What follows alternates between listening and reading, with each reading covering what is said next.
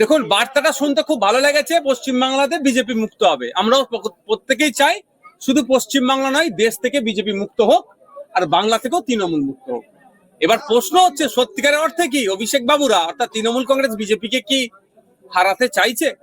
যদি বিজেপি মুক্ত করতে চাই, সর্বপ্রথম কাজ হবে শুভেন্দু অধিকারীদের মতো যারা রাত দিন মুসলমানদেরকে রোহিঙ্গা বলে দেখে দেওয়ার চেষ্টা করছে, ভারতীয় মুসলিম বাঙালি মুসলিমদেরকে উপরে অত্যাচার নেমে আসছে, ঘুষপেটিয়া বলছে, দেশদ্রোহী বলে দেখে দেওয়ার চেষ্টা করছে, মাদ্রাসা মসজিদ গুলোকে ক্রমাগত আক্রমণ করছে ভাষাগত ভাবে, তাদের বিরুদ্ধে এফআইআর করে এদেরকে জেলের মধ্যে রাখুক।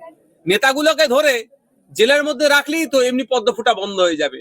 গল্প শোনাচ্ছে আমাদেরকে, 2021-এ গল্প শুনিয়েছিল, 3 থেকে 77টা এমএলএ বানিয়ে দিয়েছে এই তৃণমূলই তাদের দায়িত্ব নিয়ে সহযোগিতা করে বকলমে। 2014 থেকে 2019-এর এমপির সংখ্যা অনেক বেড়ে গেল। আর গল্প আমাদের শোনাচ্ছে কে বিজেপিকে রুখবে। তৃণমূলকে দিয়ে বিজেপিকে রোখা যাবে না, এটা আমি দায়িত্ব নিয়ে বলতে পারি। আর বিজেপির ভয় দেখিয়ে রাজনৈতিক ফায়দা পশ্চিমবাংলায় সব থেকে বেশি যেটা নিচ্ছে তার নাম হচ্ছে তৃণমূল কংগ্রেস। তো সুতরাং অভিষেক বাবুর ওই বক্তব্যটা ওই স্টেজ শোই হয়েছে, ওই স্টেজেই ভালো লাগবে। বাস্তবিক অর্থে অভিষেক বাবুরা বিজেপিকে বাংলায় আরো বেশি করে জায়গা করে দিচ্ছে। কারণ ভুলে যাচ্ছি না, বিজেপিকে ফ্রন্টে নিয়ে এসে লড়াই করব অভিষেক বাবুর পিসিমণি বলেছিল। আচ্ছা, আইএসএফ এর ছাত্র সংগঠন স্টুডেন্ট ফ্রন্ট যখন বিকাশ ভবন অভিযানে গেল, কিছুক্ষণের মধ্যে পুলিশ তাদেরকে গ্রেফতার করলো, কিন্তু তৃণমূল কংগ্রেসের 21শে জুলাই কোনো সমস্যা হলো না। আপনার মানে আমাদের প্রোগ্রাম করতেই অসুবিধা শাসকের কাছে। আমরা প্রোগ্রাম করছি, ন্যায়কে প্রতিষ্ঠা করছি। আমাদের কর্মকাণ্ড আমাদের বিভিন্ন স্তরে নেতৃত্বদের, দলের কর্মীদের কাজ দেখে অন্যান্য এলাকার মানুষজন দেখবেন আমাদের কাছে এগিয়ে আসছে। ঠিক একইভাবে আমাদের লেবার ফ্রন্ট, স্টুডেন্ট ফ্রন্টও ব্যাপকভাবে কাজ করছে। এইটা দেখি আরো অন্যান্য যে ফ্রন্ট গুলো আছে ব্যাপকভাবে তারা কাজ করছে, এটা থেকে অনেক মানুষ এগিয়ে আসছে। বিকাশ ভবনে তারা যাচ্ছিল কেন? তাদের ডিমান্ড গুলো কি কি? যে অলচিকি লিপি সাঁওতালি ভাষায় পৃথক শিক্ষা বোর্ড দিতে হবে। দ্বিতীয় কি, যে আনএডেড শিক্ষা প্রতিষ্ঠানগুলোকে এডেড করতে হবে। ডিমান্ড কি, যে শিক্ষা ব্যবস্থার অচলাবস্থা হয়ে যাচ্ছে শিক্ষক নিয়োগ না হওয়ার ফলে, সচল করতে হবে। শিক্ষাকে প্রাইভেট যেভাবে করার চেষ্টা করছে সেটা করা যাবে না। পাবলিক সেটা পাবলিক মুডি রাখতে পারতে সর্বজনীন করতে হবে এক কথায়। আর যে শিক্ষা প্রতিষ্ঠানগুলো বিশেষ করে কলেজগুলো যেভাবে দুর্নীতির আখড়া হয়ে যাচ্ছে, সমাজ বিরোধীরা ইউনিয়ন রুমগুলো যদি এখনো কোর্ট অর্ডারে ইউনিয়ন রুম বন্ধ আছে, তালা মারা আছে, কিন্তু এই যে শিক্ষার পরিবেশ ফিরিয়ে নিয়ে আসতে হবে, ভয়মুক্ত ক্যাম্পাস করতে হবে, এক কথায় শিক্ষার দাবি নিয়ে ছাত্ররা বিকাশ ভবনের উদ্দেশ্যে যাচ্ছিল। শাসক এতটাই ভয় পেয়েছে ইন্ডিয়ান সেকুলার ফ্রন্টের স্টুডেন্ট ফ্রন্টকে, মিছিল শুরুর পূর্বেই তাদেরকে আটকে দিয়েছে। তবে এটা চরম গণতন্ত্রের পরিপন্থী, এর আমরা ধিক্কার নিন্দা জানাচ্ছি। এইরকম ভাবে ধমকে চমকে স্টুডেন্ট ফ্রন্টকেও আটকে রাখতে পারবে না, তাদের মাদার সংগঠন তথা আইএসএফ করে আটকে রাখতে পারবে না। আইএসএফ যে সমাজ ব্যবস্থা পরিবর্তনের স্বপ্ন নিয়ে রাজনীতির ময়দানে এসেছে, সেটা কার্যকারী খুব দ্রুতই হবে। কারণ আপনারা দেখেছিলেন 2021 নির্বাচনে ইন্ডিয়ান সেকুলার ফ্রন্টের ব্যাপ্তি যেটা ছিল, আজকে 2025-এ এসে তার ব্যাপক আকার ধারণ করেছে। উত্তর থেকে দক্ষিণ, পাহাড় থেকে সাগর, জঙ্গলমহল থেকে আপনার সাগর পর্যন্ত যেখানেই তাকাবেন আইএসএফ কে আপনারা নজরে দেখতে পাচ্ছেন। এটাই শাসকের চক্ষুস্বর হয়েছে। ভাইজান, শাসক দলের নেতারা ইতিমধ্যে বলতে শুরু করে দিয়েছে 26-এ বিরোধী শূন্য হয়ে যাবে, কিন্তু 2021 সালে আমরা দেখেছি যে এত ঝামেলা অশান্তির পরে আপনি জিতেছেন। আমি একটা কথা বলি, কি রাজ্য সরকার কি কেন্দ্র সরকার ফ্যাসিস্ট চিন্তা ভাবনা নিয়ে চলছে না, আগ্রাসী চিন্তা ভাবনা নিয়ে চলছে, সব গিলিয়ে নেব। গণতন্ত্রের জন্য এটা স্বাস্থ্যকর নয়।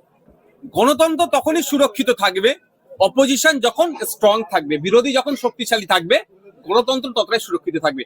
আর গণতন্ত্র সুরক্ষিত থাকলে ওই কসবা ল কলেজের মেয়েটিকে ধর্ষণ করার সাহস পেত না। গণতন্ত্র সুরক্ষিত থাকলে আপনার রেশন কেউ চুরি করতে পারবে না।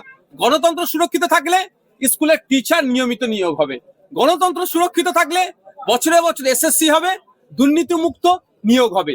গণতন্ত্র সুরক্ষিত থাকলে ট্রান্সপোর্ট ব্যবস্থা উন্নততর হবে। গণতন্ত্র সুরক্ষিত থাকলে আপনার আমার মৌলিক অধিকারগুলো সুরক্ষিত থাকবে। দুর্ভাগ্য আমাদের, গণতন্ত্র কিনা সংকুচিত করার চেষ্টা করছে বিরোধী শূন্য করার জন্য। ফলে কখনো ফরেস্ট রাইট অ্যাক্টকে অ্যামেন্ডমেন্টের নামে আদিবাসীদের জঙ্গলের উপরে অধিকার যেটা আছে কিছুটা খর্ব করার চেষ্টা করছে। কখনো ওয়াকাফ অ্যামেন্ডমেন্ট অ্যাক্টের নামে ওয়াকাফ সম্পত্তি মুসলমানদের যেটা আছে সেটাকে কেড়ে নেওয়ার অপচেষ্টা চালাচ্ছে। কখনো ফার্মার্স বিলের নামে আপনার কৃষকদের অধিকার ক্ষুণ্ণ করার চেষ্টা হচ্ছে, এরা গণতন্ত্রকে দুর্বল করে। তাই গণতন্ত্র যতটাই শক্তিশালী থাকবে, আমার আপনার অধিকার, প্রত্যেকের অধিকার, আপনারা যে মিডিয়া পারছেন, আপনাদের অধিকার আছে, সেটাও আজকে সংকুচিত হচ্ছে। আপনাদের যে বলার স্বাধীনতা, সেটা ক্রমশ হস্তক্ষেপ হচ্ছে। আপনাদের এই ভাঙড়ে বিজয়গঞ্জ বাজারের যে কাঠের পোলের পরিবর্তে কংক্রিটের ব্রিজ নির্মাণ হচ্ছে, ওটা আমার দাবি ছিল বিধানসভায়। সেটা যখন কোন মিডিয়ার মানুষজন গিয়ে করতে গিয়েছে, তারপরে অ্যাটাক হয়েছে। এটা নতুন কিছু নয়। এই যে গণতন্ত্রের উপরে আক্রমণ, এটা মিডিয়ার উপরে আক্রমণ মানে গণতন্ত্রের উপরে আক্রমণ। এটা সাহস পাচ্ছে কিভাবে? বিরোধী এখানে দুর্বল বলে। বিরোধী যদি পশ্চিমবাংলায় শক্তিশালী হতো, মিডিয়ার দিকে না চোখ তুলে তাকাতে পারতো, না মহিলার দিকে চোখ তুলে তাকাতে পারতো, না অসহায়ের দিকে চোখ তুলে তাকাতে পারতো, প্রত্যেকের অধিকার সুনিশ্চিত থাকতো। আমরা চাই গণতন্ত্রে বিরোধী শক্তিশালী হোক। গণতন্ত্রের বিরোধী শক্তিশালী হলে ডেমোক্রেসি স্ট্রং হবে। ডেমোক্রেসি স্ট্রং হলে বাংলা তথা দেশ এগিয়ে যাবে। তাই আমরা দেশভক্তি মানুষ, আমরা জাতীয়তাবাদী চিন্তা ভাবনা নিয়ে চলি। আমরা দায়িত্বশীল নাগরিক হিসাবে আমরা সবসময় চাইবো বিরোধী স্পেস ব্যাপকভাবে হোক। শুভেন্দু অধিকারী বলছেন যে ভুয়ো ভোটারে যারা মানে মুসলমান থাকবে তাদের তাড়ানো হবে, কিন্তু হিন্দুদের শেখাটা আমি নেব। শুভেন্দু অধিকারী তো ভারতবর্ষের রাষ্ট্রপতি, শুভেন্দু অধিকারী তো chief justice of supreme court, Suvendu Adhikari তো chief minister of West Bengal, Suvendu Adhikari তো প্রাইম মিনিস্টার অফ ইন্ডিয়া। নাকি উনি বলে দেবেন অত সহজ নাকি? উনি গল্প শুনিয়েছিলেন এনআরসির সময়। এই গল্পটা কোথায় শুনিয়েছিল? অসমে। যে অহমিয়া বা অসমের হিন্দুদের অসুবিধা হবে না, যা হবে মিয়া ভাইদের। 19 লক্ষ লাস্ট আমরা যতটুকু জানি 19 লক্ষ নাম বাদ পড়েছে, 17 লক্ষ কিন্তু মিয়া ভাই নয়, এটা মাথায় রাখবেন। এখানের যেটা গল্প শোনাচ্ছে শুভেন্দু অধিকারী, এখানকার যারা ওপার বাংলা থেকে এসে অলরেডি এখানকার শিক্ষা ব্যবস্থা, স্বাস্থ্য ব্যবস্থা, পাবলিক ট্রান্সপোর্ট, সরকারি চাকরি নিয়ে যে সমস্ত ভাইরা, বিশেষ করে নমশূদ্র মতুয়া সমাজের ভাইরা নাগরিকত্ব অলরেডি পেয়ে আছেন, ভারতবর্ষের প্রত্যেকটা জিনিস তারা এনজয় করছেন, তাদেরকে নতুন করে সমস্যার সম্মুখীন করার চেষ্টা হচ্ছে এই রকম গুলো করে। যে কাগজপত্র গুলো চেয়েছে, আমি দায়িত্ব নিয়ে বলতে পারি, সিংহভাগ মুসলমান প্রুফ দিতে পারবে। কিঞ্চিত যারা আছে তাদের কি আছে সেটাও বলছি, নামের বানান ভুল হবে মুসলমানদের। আমি মুসলিম সম্প্রদায়ের কাছে বলবো, অমুসলিম সম্প্রদায়ের কাছে বলবো যে এই SIR নিয়ে অহেতুক প্যানিক সৃষ্টি করার চেষ্টা করছে বিজেপি। এটা বোঝানোর চেষ্টা করছে এটা করে মুসলমানদের ভোটাধিকার কেড়ে নেবো, মুসলমানদের দেশ থেকে তাড়িয়ে দেবো, এই বলে ভোট নেওয়ার চেষ্টা করছে। আর তৃণমূল বোঝানোর চেষ্টা করছে যে ভোট আমি থাকলে মুসলমানদের ভোট বাঁচবে, নাহলে তারা দেশ থেকে তাড়িয়ে দেবে। এটা মাথা থেকে সরিয়ে দিন। 2002 সালে এই ধরনের SIR টাইপ হয়েছিল। সেই সময় পশ্চিমবাংলা থেকে প্রায় 28 লক্ষ ভোটারের নাম বাদ পড়েছিল। তো আমাদের লক্ষ্য রাখতে হবে, অবৈধ ভোটারকে যেমন বাদ দেব, সাথে সাথে বৈধ ভোটার না একটা বাদ যায়। আমরা বৈধ ভোটারের হয়ে সওয়াল করব, অবৈধ ভোটার যাতে বাদ যায় তার পূর্ণ সহযোগিতা আমরা সকলে করব।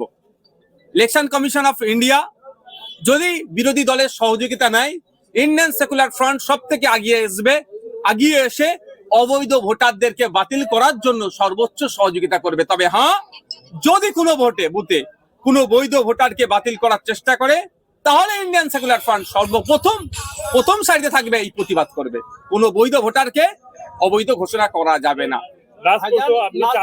দিলীপ ঘোষ বারবার বলছে যে এবারে 2026-এ হয়তো উপমুখ্যমন্ত্রী মুসলিম সমাজ থেকেই হবে, তাহলে সেটা কি নওশাদ সিদ্দিকী হবে এরকম সম্ভব? আমার উপমুখ্যমন্ত্রী মন্ত্রিত্ব নেওয়ার কোনো ইচ্ছা নেই। যদি আমার সবুজ গাড়ি নিয়ে চড়ার ইচ্ছা থাকতো, লাইট নিয়ে চড়ার ইচ্ছা থাকতো, তাহলে এতক্ষণ আমি তৃণমূলের নাম লিখিয়ে দিতাম। আর যে এখানে আপনারা সাধারণ মানুষ আমাকে ভিড় করে দাঁড়িয়েছে, এর পরিবর্তে তৃণমূলের কিছু লোক আমার সাথে থাকতো, কিন্তু আমি ওটা চাইনি। আমি চাই সমাজ ব্যবস্থা পরিবর্তন করতে। আমি উপমুখ্যমন্ত্রী, আমি মুখ্যমন্ত্রী হয়ে লাভটা কি হবে?